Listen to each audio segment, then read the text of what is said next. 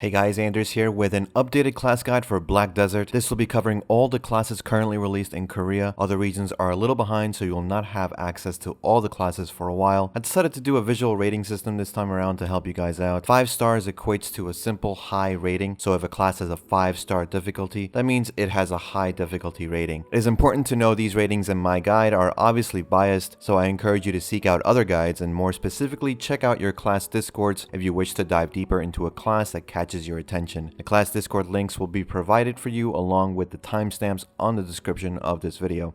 Now up first we have the Ranger class. Ranger used to be one of, if not the most popular class in Black Desert before Awakenings were introduced. She starts out using a longbow and dagger combination focusing on ranged attacks, but she switches to a melee dual sword class after Awakening. The change is pretty drastic, but I feel her bow skills and Awakening skills flow together nicely once you get the hang of it. She deals high damage, has a grapple skill, and as of Absolute Skills Update, is one of the fastest clearing classes in PvE. PvP wise, she excels in smaller scale fights over large scale due to her being extremely squishy. While I wouldn't say the class is extremely difficult to learn, she does take a lot of practice and gear to do well in PvP scenarios. Her main weaknesses are her long cooldown abilities as well as lack of defensive capabilities. Ranger also has the fastest out of combat movement speed in the game thanks to her passive ability and makes for a good life skilling class if you wish to focus more on that aspect of the game. Ranger used to have some severe weapon durability and mana consumption issues in the past, but there have been several updates to those particular issues that you shouldn't really have too much trouble grinding with her nowadays. Next up we have Sorceress. Sorceress is a melee magic based damage class with a block and no grapple. She's able to iframe and move around the battlefield with relative ease. She has very good mobility and some strong damage dealing skills, with her 100% skill being very powerful in large scale PvP fights. She requires a lot of experience and gear to do really well. However, Sorceress needs to manage her mana, stamina, shards, as well as even more careful about her cooldown timers in other classes, causing most players to play something less technical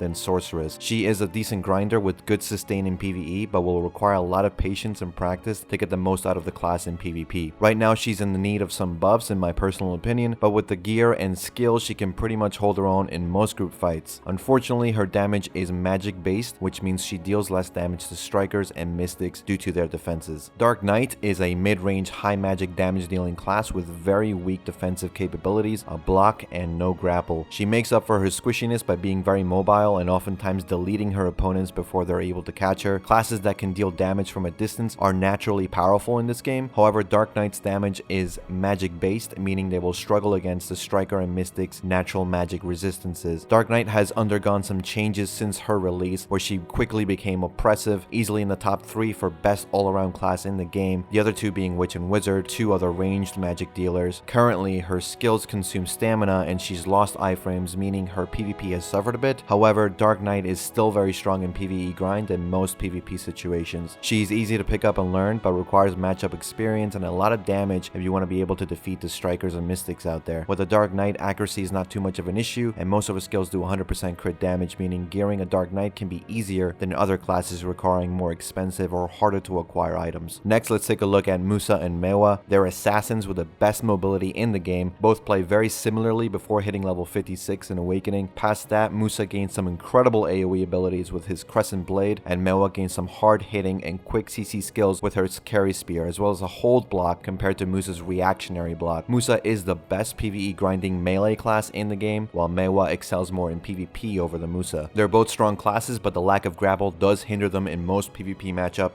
with classes that have a strong block. Musa was deemed the worst class in Korea for a while, and as such received some changes to elevate their status from trash tier to an actually decent class right now. Maehwa at high levels can do enough damage to break through other player blocks and completely delete them. They both need a lot of accuracy, so keep that in mind if you choose to play them. Ninja and Kunoichi are in the same boat as Musa and Maehwa, both very similar in style until they achieve their Awakening. Ninja gains the Asura Katana swords and becomes one of the best one-on-one PvP classes in the game. They deal impressive damage and require some dedication to do well in open world and small scale fights. Ninja PvE grind is not very good, however, and will be dependent on where you grind. You want to find areas with tight packed stacks of mobs because his AoE is not that wide. However, his mobility is decent and getting from pack to pack is not a problem. Ninja has 2 grapples allowing him to extend his combo, while the Kunoichi has just a single grapple. However, Kunoichi and her Sa Chakram weapon gets more CC and AoE, as well as most of her skills having some sort of protection. She has a block compared to Ninja's reactionary block, and her PvE grind is better than Ninja. Though her AoE is not that wide compared to top grinding classes, she's really strong, but in my opinion lacks the decisive damage that Ninja naturally has with his awakening skills. With the introduction of absolute skills, both classes' power level has increased because your combo now deals more damage. The issue comes from the combo themselves relying on you stacking accuracy and hoping there's no server lag, which unfortunately you can't account for. These two classes are naturally evasive, which means you can build an evasion DP Ninja and Kunoichi if you want to CC harass other players in team fights or simply survive an ambush in the open world. They're the only classes to have stealth, which is very useful for engaging your target or getting out of dangerous situations. Witch and Wizard are another 2 classes that are very similar. They play identically before awakening at 56 and afterwards have similar toolkits, though the Wizard leans to a more offensive style while the Witch goes slightly more defensive. Witch gets a block and Wizard gets a grapple. They're both the fastest grinding classes in the game as well as the most sought after classes in all types of PvP. The reason for this is not only do they do great damage with their large AoE skills, but they have the ability to heal buff their party in large scale fights. The area where they suffer are in one-on-one situations. However, even in such cases, the multiple heals and constant super armor skills both classes have make them a little difficult to fight early on. Once you get past a certain threshold of damage, the lack of mobility from Wizard and Witch makes them easy targets for CC and burst combos from those assassin classes. These 2 classes are extremely good for beginners and casual players because of the low difficulty. They're not very gear dependent or accuracy dependent, so you can deal impressive damage with a lower gear score than your opponent. Their abilities allow them to grind in pretty much any area of the game, so if you're a player that likes to grind in less popular places or tanky mobs, Witch and Wizard are a good choice. Witch and Wizards deal long-range magic-based damage, which can be a problem when facing Strikers and Mystics as they have magic damage resistances. Now, since I keep mentioning Striker and Mystic, we'll take a look at them next. Strikers and Mystics are very popular right now. They're brawler-style melee classes with some very good mobility and incredible defenses. They have natural magic damage resistance passives that allow them to negate a lot of magic-based damage. This means that Sorceress, Dark Knight, Witch, and Wizard all do less damage to Striker and Mystic than other classes. Striker and Mystic have some of the best sustain out of all the classes, with Mystic having a really good CC on top of that. The Striker has 2 grapples while the Mystic has 1. Both classes are sought after due to their AoE abilities and magic resistances. However, Mystic is currently the better of the 2 thanks to her sheer tankiness and CC abilities, as well as a 100% vacuum ability that will CC you. These 2 classes feel like they were designed to fix the Witch and Wizard problem of ranged combat. There is no lore reason why Mystics and Strikers have magic resistances, but because of it and thanks to their already inherent tankiness and mobility, they are mage killers in a sense. The Templars who hunt the apostates, if you allow me to make a Dragon Age reference. Now next up we have the Valkyrie and Warrior classes. Both serve as frontline tank classes. Both have blocks and both have grapples, though they play very differently from each other even before awakening. Warrior is the straight knight archetype class you can see in many different RPGs, while the Valkyrie plays more like a holy knight with the use of some magical abilities that aid her and her allies. Warrior is very well-rounded class and is top tier in PvP both in small scale and large scale fights. PvE grind is a different story as Warrior is one of the slowest grinders. He does well in zones with large mob densities and short distances between each mob pack, but struggles everywhere else. Warrior Awakening is easy to use and is what I consider to be a very beginner-friendly class. You don't need a lot of experience to do well with the class, but at higher gear levels, Warrior is actually very technical and you can easily distinguish a good Warrior from a bad one. Warrior's 100% skill is devastating and will delete most opponents that get caught in it. If you can deal with the slow PvE grind, Warrior is a good choice to start out with. Valkyrie is a different story. She takes some getting used to after awakening, but her utility is very good. She is highly sought after in large PvP fights due to her party skills and is a force to be reckoned with in small scale fights, as a good Valkyrie will absolutely demolish you if you're not careful. PvE grind has gotten better for Valkyrie, still not the best but much faster than she used to be a year ago. Like Warrior, Valkyrie has a high skill ceiling, so you can tell when a good Valkyrie enters the fight compared to an inexperienced one. She's very satisfying to learn and play and is the best class to play if you're looking for a support role but don't want to play Witch or Wizard. Warrior and Valkyrie are 2 classes that are inherently tanky and as such open up room for damage reduction DP builds to work. Those builds won't be doing much damage, but they can be a nuisance to deal with for the opposing guilds. Now on to Berserker, the only giant race class in the game so far and the class with the highest base weight limit. Berserker is a brawler style class with no block and 3 grapples. Their sustain is very good and have recently received buffs to their PvE grind so that they're actually fairly decent grinders in most areas of the game. Berserkers do well in small and large scale skill PvP, though it seems their role in Node Wars and PvP fights have been replaced by Strikers and Mystics, since those two deal a bit more damage, have more mobility, and can survive a little bit better than the Berserker. Nevertheless, the Berserker is a strong all-around class with good self-healing and strong combo potential. Their damage after awakening seems low, but drastically improve as you near level 60 with his flows. DP Berserker builds are a thing and can be very good in group PvP, as a Berserker can go in, grapple their target, and survive long enough for his allies to take the target down. Next up is Tamer. Tamer is the only pet class in the game as of right now. You get your pet Halong at level 30, and with Halong you're able to pull double the amount of mobs you normally would. This theoretically makes grinding faster, but Tamer AoE is small, which leads you to grinding about the same as most other classes. Halong is able to CC your opponents at your command and essentially makes all one-on-one fights 2-on-1 with the help of your pet. Tamer is a combo-focused, high sustained damage assassin that can destroy pretty much any class in the game if you give them the opening to start comboing you. Tamer alongside Kuno and Ninja are in my opinion the best one-on-one classes in the game. In small scale, Tamer does well as a flanking assassin to go in and take out targets before jumping out of a fight. Her skills are varied and her toolkit is so diverse that allows you to adapt to any situation. Tamer's weakness is the length of her combo. You need to stack accuracy for your combo to go off, and even then you're subject to server lag or desync that can pretty much disrupt your combo and get you killed. This is true for all classes, but affect combo oriented classes like Tamer the most. There was a suspicion that Tamer received more damage from magic based attacks in the past, but after a data mine it seems that either that was a bug or has been ninja fixed or was never there to begin with. And finally we have Lahn. Lahn is currently not released in NA and EU as of this video, though she is slated to come in the next month or so. Lahn is a high mobility assassin class with a grapple. She can fly, essentially. Pretty much the defining feature of Lahn is her ability to airwalk, or fly in a sense, from place to place. The skill is on a longish cooldown, but it's quite possibly the coolest ability implemented into the game to date. Unfortunately, that is where Lahn's strengths end. She's supposed to be a Ranger-esque class with low survivability and high damage, but she lacks in the damage department. Her grapple is slow and her damage is not that great, so she is due for some changes and possible buffs to her damage to help her in all aspects of PvP. Because of her low damage and weak defenses, she's not well suited for large-scale fights. Her sustain is pretty good in PvE, and she has decent clear rate, but not the fastest. Pretty much a middle-of-the-road class as far as power level goes, but the flying mechanic is unique enough to make her worth playing if you enjoy the class. In my last guide, I mentioned how Striker was underperforming in Korea at the time, which was true. He received a couple buffs down the line, which made him one of the best classes in the game, so Lahn could see similar changes, which help her be more in line with her assassin role of high damage. Only time would tell. And that's it for me, guys. Those are all the classes available in Black Desert Online. I tried to keep this guide concise, so if you have any further questions or you want me to clarify something, please comment down below and I'll be sure to answer your questions when I can. Thanks again for watching. You can find me here on YouTube or over on Twitch, and as always, I appreciate your comments and hope to see you guys soon in the next video.